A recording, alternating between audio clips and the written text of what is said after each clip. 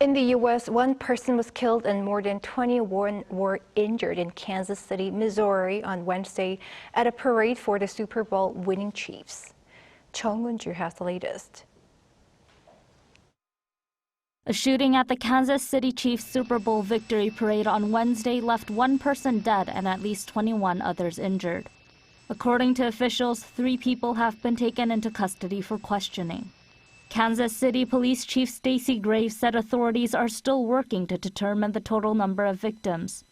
Interim Kansas City Fire Chief said some of the victims were children. According to Children's Mercy Kansas City Senior Vice President Stephanie Meyer, on Wednesday evening, 11 children were being treated at the hospital, 9 of them for gunshot wounds, although all are expected to recover from their injuries.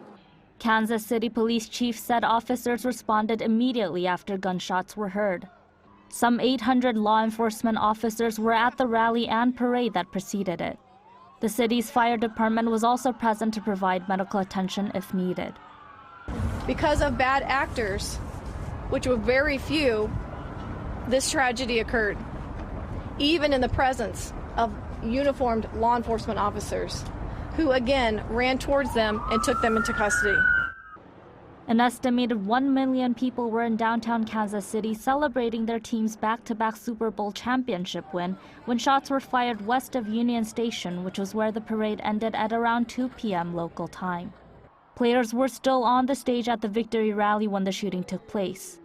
The National Football League team said in a statement that all of the Chiefs players, coaches, and staff who attended the victory rally were accounted for and safe. Kansas City Chiefs players expressed their sorrow on Wednesday over the fatal shooting. According to the Gun Violence Archive, the shooting was at least the 48th mass shooting in the United States this year. In a statement, U.S. President Joe Biden reflected on the issue of gun violence in the country, saying, "Today's events should move us, shock us, shame us into action," as he called for gun reform and a ban on assault rifles in the U.S.